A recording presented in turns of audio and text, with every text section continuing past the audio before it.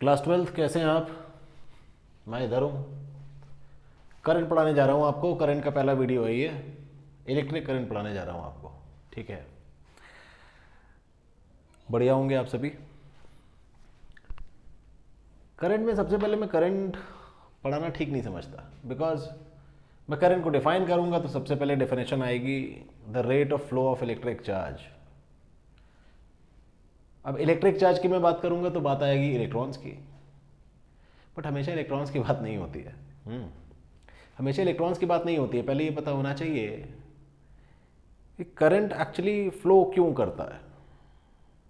तो आप बोलोगे सर वो तो डिपेंड करता है ना चार्ज पार्टिकल पे। चार्ज पार्टिकल, अब चार्ज पार्टिकल कौन है, ये क्वेश्चन तो मैं कर ही सकता हूँ। आप बोलोगे सर चार्ज पार्टिकल का फ्लो करंट है, मैं बोलूँगा यार कौन सा चार्ज पार्टिकल। आप बोलोगे सर इलेक्ट्रॉन, मैं कहूँगा नहीं, हमेशा इलेक्ट्रॉन नहीं है, और भी है। तो बच्चों जब मैं करंट की बात करता हूँ तो पहले हमें मटेरियल्स को समझ लेना चाहिए। When I am talking about electric current, सबसे पहले हमें समझ लेना चाहिए क्या कि मैं किसकी बात कर रहा हूँ। चार्ज कैरियर कौन है, चार्ज कौन कैरी कर रहा है। और चार्ज कौन कैरी कर रहा है जब मैं कहता हूँ तो I am basically referring to कि मटेरियल कौन सा है। अब आप बोलोगे sir material, what is meant by material. On the basis of conduction we can have number of materials. On the basis of conduction that is taking place we can have number of materials. कौन कौन से? तो number of materials में जैसे conductors, the most common conductors और metals आप सभी जानते हैं, हो सकता है इंसुलेटर्स कंडक्ट ही नहीं करते हैं, बट पढ़ना पड़ेगा क्यों नहीं करते हैं। फिर उनके बीच में ऐसा हमें लगता है उनके बीच में एक प्रेजेंट है ना, वो बीच वाला क्या, सेमीकंडक्टर्स। नहीं, वो बीच वाला नहीं है पहले तो। हाँ, सेमीकंडक्टर्स एक मटेरियल है ज़रूर, बट ऐसे नहीं कहेंगे कि it is mediocre between conductors and insulators, right. फिर there can be some others, like एक बड़ा कॉमन सा है, बहुत फेमस हो गया आजकल, we call them as superconductors. कुछ और भी हो सकते हैं, जी हाँ हो सकते हैं, क्यों नहीं हो सकते हैं। डाइलेक्ट्रिक्स हो सकते हैं, इलेक्ट्रोलाइट्स हो सकते हैं। तो करंट तो हम लोगों ने कई तरह से फ्लो करते हुए देखा है। करंट के कई फॉर्म्स हैं, जैसे थर्मल करंट है, इलेक्ट्रिक करंट जो हम पढ़ने जा रहे हैं, मैग्नेटिक करंट है, बहुत सारे हैं। तो आपको कंफ्यूज ना करते हुए पहले तो मैं अपना डिस्कशन लिमिटेड रखूँगा इलेक्ट्रिक करंट तक। अब इससे पहले मैं इलेक्ट्रिक करंट पे जाऊँ, डिफाइन तो कर देता हूँ, लेकिन जब चार्ज की बात आएगी तो वहीं पे मैं क्लासिफिकेशन टेकअप करने वाला हूँ मटेरियल्स का। क्योंकि जब तक मटेरियल्स का एलिमेंट्री आइडिया नहीं है तब तक हम ये समझ नहीं पाएंगे कि बार बार हैं तो बहुत सारे, बट बार बार हम इलेक्ट्रॉन्स की बात क्यों करते हैं, और रादर हम इलेक्ट्रॉन्स की बात भी नहीं करते हैं। एक्चुअली ये कहना है, मिसनॉमस है ये, मिसनॉमस नहीं, मिसनॉमर है ये। हम लोग कहते ज़रूर है electrons, but it is not electrons, it is free electrons. कुछ को मालूम है फ्री इलेक्ट्रॉन्स, दूसरे सोच रहे होंगे ये क्या वाला है। हाँ, समझते हैं। सो what should I write as the definition of an electric current? As the definition of an electric current, I should write, it is defined as the rate of flow of charge through a material.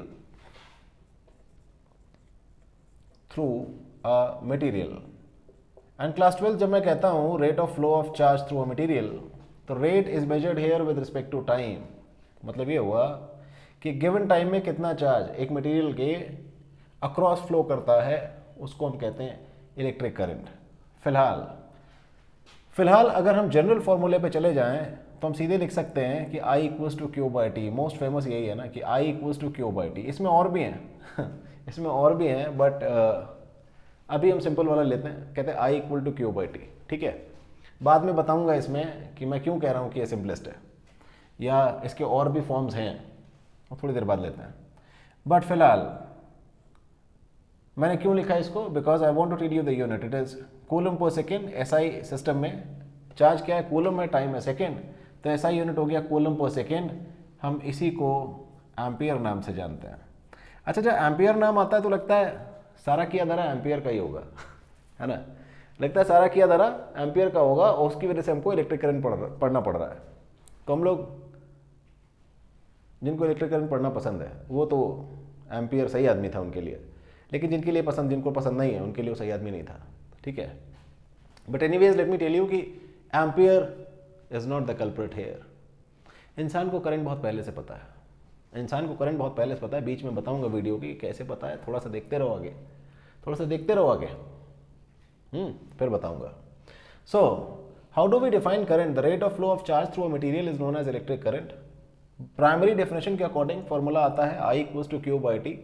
SI unit हो जाती है coulomb per second, इसी को हम ampere कहते हैं, इसी को हम एम्पियर कहते हैं। और 1 एम्पियर को ऐसे डिफाइन करते हैं, आप डिफाइन कर चुके हैं क्लास 10th में कि 1 ampere is the current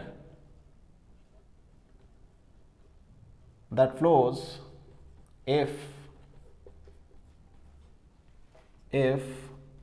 that flow नहीं, that flows if 1 coulomb of charge, if 1 coulomb of charge, 1 coulomb of charge flows across a material in 1 second, across a material in 1 second। यदि 1 coulomb का charge किसी material के across 1 second में flow कर जाता है तो हम कहेंगे उसके अक्रॉस करंट जो फ्लो कर रहा है वो 1 एम्पियर का है। ये बच्चों जो डेफिनेशन मैंने दी है, this is on the basis of the formula written here, but let me tell you, ये एम्पियर स्टैंडर्ड जो है यूनिट वाला, जो हम लोगों ने 11th में पढ़ा था कि SI unit of current is ampere, और वहाँ पे जो स्टैंडर्ड का डेफिनेशन है ना वो अलग है, वो अलग है, ठीक है। तो this is been given on the basis of the formula, ठीक है। हम स्टैंडर्डाइजेशन की बात नहीं कर रहे हैं अभी। Now what else? एक बार ये डिफाइन हो गया कि चलिए करंट का यूनिट जो है वो एम्पियर है, एक बार ये पता चल गया कि हम rate of flow of charges की बात कर रहे हैं, अब समझ लेते हैं कि मटेरियल्स कितने तरह के हो सकते हैं और उनमें फ्लो करने वाले चार्जेस कौन कौन से हो सकते हैं। So after getting through the basic definition and before I discuss the types of current, class 12th I'll tell you the types of materials. Primarily I should be discussing with 4 materials. No doubt I told you more than that. I told you conductors, insulators, semiconductors, superconductors, dielectrics and electrolytes. अभी dielectrics के बारे में जानना है तो आपको मेरा दूसरा वीडियो देखना पड़ेगा ना। So I'm not going to discuss dielectrics in today's video, and also I'm not going to discuss electrolytes in today's video, right? So I'll be discussing with 4 materials. Coming to the classification of materials, coming to the classification of materials, अब basis क्या है, classification का basis क्या है, तो मैं 2 कह सकता हूँ। basis of classification is 2 factors. Number 1, कौन charge carry कर रहा है, that is charge carriers, and number 2, their conductivity. So I can say on basis of conductivity, which is a property that we'll study later on, and charge carriers, the materials can be classified broadly in 4 categories, and these 4 categories, there are 6 categories, we are discussing with 4. The 4 categories can be, the first one be conductors, दूसरा नाम metals. भाई मैं अपने video को edit नहीं करने वाला हूँ, एडिटिंग मुझे बहुत बोरिंग लगता है, एक दूसरा मुझे एडिटिंग थोड़ी कम आती है, ठीक है। तो बीच में कहीं फंबल होगा तो मतलब take it just like classroom teaching, मतलब I am not posting the video कि it has to be edited in a and presented in a you know very well packaged material form में, no it's not like that. I am going to post it raw, जैसे classroom teaching होती है, just like that, ठीक है। तो conductors और metals, second category insulators, third category that we are going to discuss semiconductors,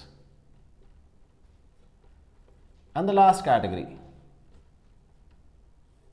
superconductors, last category being superconductors, ठीक है, last category being superconductors. सबसे पहले डिस्कस करते हैं किसमें कौन चार्ज कैरी करता है। देखिए कंडक्टर्स और मेटल्स में चार्ज कैरी करने वाले जो पार्टिकल्स हैं वो हैं free electrons, free electrons are the charge carriers. Insulators में नन, कोई नहीं है, होता तो चार्ज कैरी होता। सेमीकंडक्टर्स में we have electron hole pairs. We have electron hole pairs that carry the charge.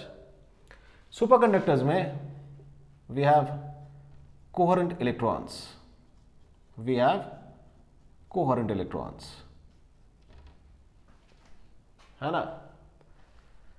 अब इसमें if you have problem in कि what is a electron hole pair, what are coherent electrons, you can consult me further or you can watch my other videos. ठीक है. या अभी आपको doubt है कि फ्री इलेक्ट्रॉन्स क्या होते हैं. वैसे फ्री इलेक्ट्रॉन्स बड़ा कॉमन टर्म है, केमिस्ट्री में भी आप इसको बॉन्डिंग में पढ़ते हो, फिजिक्स में भी कई जगह ये मिलता है आपको. So on the basis of charge carriers you can see insulators are materials which do not have any charge carriers, hence they carry no current. Conductors और metals have charge carriers as free electrons. Semiconductors में होते हैं electron hole pairs जो current को carry करते हैं, जो conduction के लिए रिस्पॉन्सिबल होते हैं. और हमारे सुपर कंडक्टर्स में होते हैं कोहेरेंट इलेक्ट्रॉन्स. ठीक है, ये पहला डिफरेंस है. दूसरा डिफरेंस, इनको हटाते हैं. What is the second difference? Second difference आपको दिखेगा इनके एग्जाम्पल्स में. तो ज़्यादा नहीं, एक एग्जाम्पल देख लेते हैं. मेटल्स का एग्जाम्पल आप ऑलरेडी जानते हैं, बहुत सारे एग्जाम्पल्स हैं. For example we can have gold, Au और सिल्वर या कॉपर. कॉपर तो बहुत कॉमन है, आप जानते हैं. इंसुलेटर्स में we can have the examples as wood, है ना, fibre that is a polymer I am talking about. Semiconductors की बात करें तो we have germanium, we have silicon, we have carbon. Superconductors की बात करें तो examples can be mercury, lead etcetera, ना. Hg is mercury and Pb is lead. ठीक है, साइंस का बच्चा इतना जानता है. देन और कोई डिफरेंस? जी हाँ, है ना. पहला डिफरेंस मैंने आपको बताया on the basis of charge carriers. दूसरा डिफरेंस में मैंने एग्जांपल्स दिए. तीसरे डिफरेंस की अगर मैं बात करूं तो मुझे बात करनी चाहिए कंडक्टिविटी की, क्योंकि हमारा बेसिस ऑफ क्लासिफिकेशन कंडक्टिविटी भी है. बेसिस ऑफ क्लासिफिकेशन हमारा चार्ज कैरियर्स है. चार्ज कैरियर्स अलग अलग हैं, हम समझ चुके हैं. दूसरा बेसिस है कंडक्टिविटी. तो व्हाट अबाउट द कंडक्टिविटी? पहले रूम टेम्परेचर की बात करते हैं. तो रूम टेम्परेचर पे मेटल्स हैव हाई कंडक्टिविटी. मैं हाईएस्ट तो नहीं कहूंगा, they have high conductivity at room temperature. Insulators zero conductivity, they do not conduct at all. Semiconductors moderate conductivity,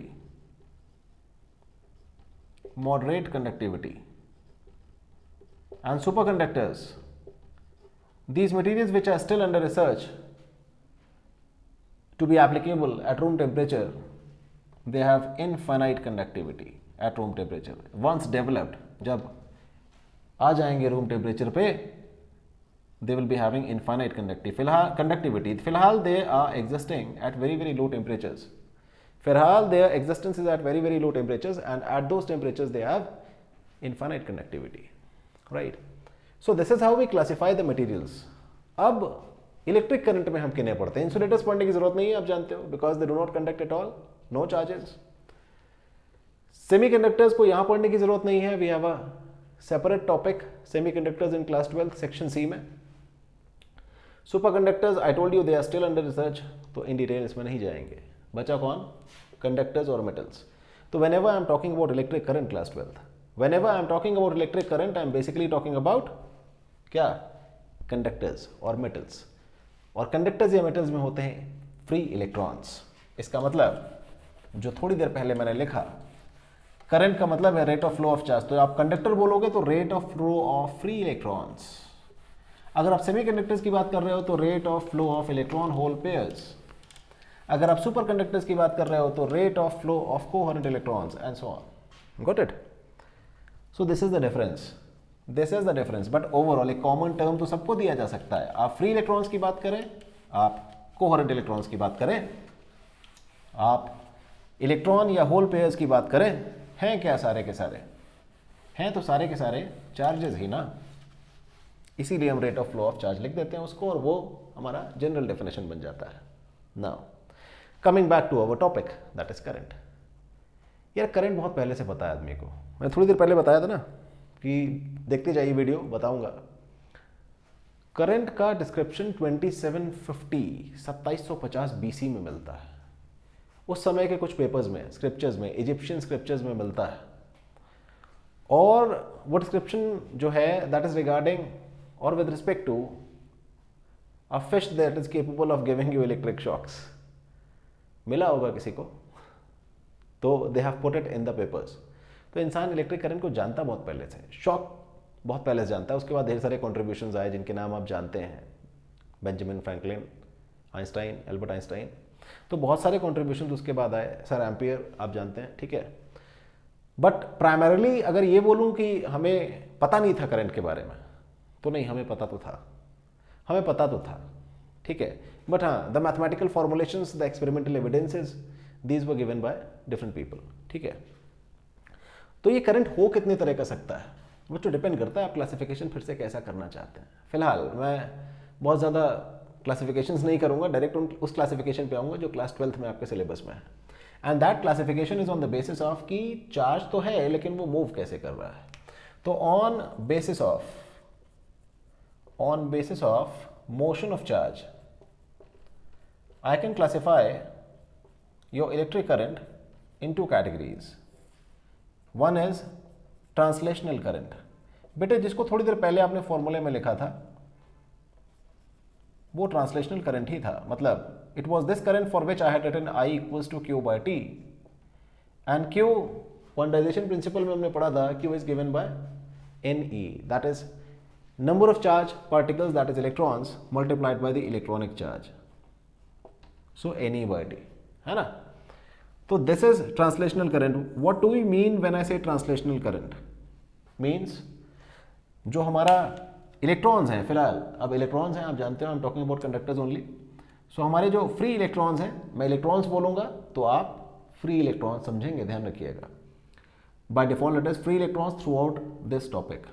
सो हमारे जो इलेक्ट्रॉन्स हैं they move in straight line, and if the electrons do so, the current they produce is known as translational current. The mathematical formulations of the two are written in front of you, I equals to Q by T या फिर I equals to NE by T. Then second is known as rotational current. We call it as rotational current because this time हमारे जो electrons हैं they move in circular paths. Electrons they move in circular paths. Can an electron move in circular path? Yes. When an electron is moving around the nucleus, जब electron nucleus के चारों तरफ घूमता है तो वो किस तरह के पाथ में घूमता है? आप जानते हो सर्कुलर पाथ में मूव करता है, और सर्कुलर पाथ में मूव करते समय it generates a current known as rotational current. वो अलग बात है, इस रोटेशनल करंट का मैग्नीट्यूड काफ़ी कम होता है, but let me tell you this rotational current is a further contributor for magnetism of a material, ठीक है। तो इट्स इंपॉर्टेंट वन ना। रोटेशनल करंट को we will be using the symbol I small r, ठीक है, will be using the symbol as I small r, और ये लिखा जा सकता है कुछ यूं, charge upon capital T। Now what is capital T? Class 12 capital T refers to time period, that is time taken by the electron to complete one revolution when it is revolving in a circular path.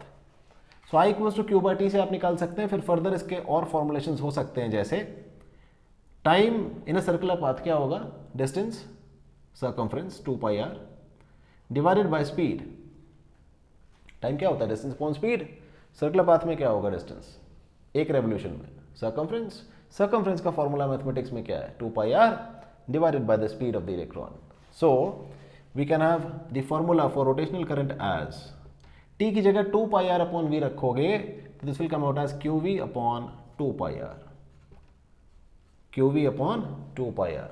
What is R here? If I define R here, let us define the variables. So R used on the right side is the radius of path of the electron.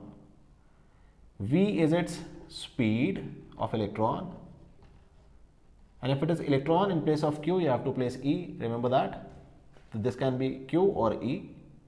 Again here it can be Q or E, correct. What is N here? N is the number of electrons here. n is the number of electrons. So this is the variable description. तो class 12 current हमारा दो तरह से classify किया जा सकता है on the basis of motion of charge. अगर इलेक्ट्रॉन हमारा स्ट्रेट लाइन में चलता है जैसे कि कंडक्टर्स में वो चलता है, किसी कॉपर वायर में इलेक्ट्रॉन कैसे चलता होगा ना, चलिए स्ट्रेट लाइन में. अब थोड़ी देर में आऊँगा मैं उस पर. थोड़ी देर में क्या मतलब, आई सपोज नेक्स्ट वीडियो में when I will be talking about drift velocity, then I will be telling you कि इलेक्ट्रॉन हम क्यों कह रहे हैं वो स्ट्रेट लाइन में चलता है. ठीक है, तो straight line motion gives rise to translational current, the formula being q by t equal to NE by t. Rotational current तब जब इलेक्ट्रॉन सर्कुलर पाथ में चलता है, न्यूक्लियस के चारों तरफ घूमता है for example, then will be using the formula either q by capital T और qv upon 2 pi r. Now in place of q, since we are talking about electron, we can easily place E. Right?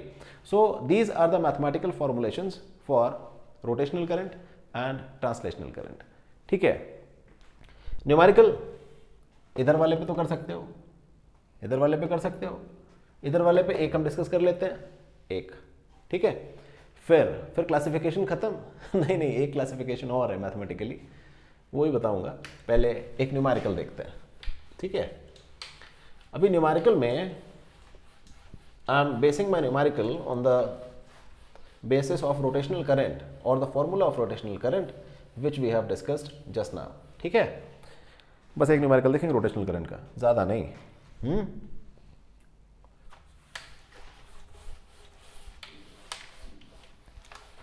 Suppose करिए आपसे मैं पूछ लूँ, मैं मतलब कि question paper में पूछ लिया जाए कुछ ऐसा क्वेश्चन, एग्जाम्पल 1, और यू से क्वेश्चन 1. बेटर इज आई से क्वेश्चन 1, एग्जाम्पल्स तो देता रहता हूँ ना. So better is I take question number 1. Class 12th, if the question is like this, say an electron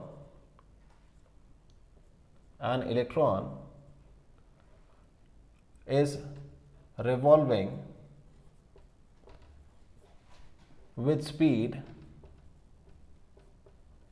an electron is revolving with speed 10 to the power 3 meter per second in third orbit of hydrogen atom, full stop. Find the small electric current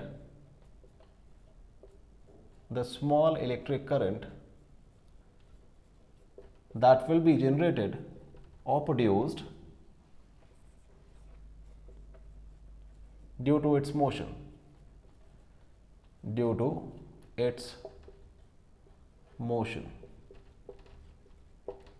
right?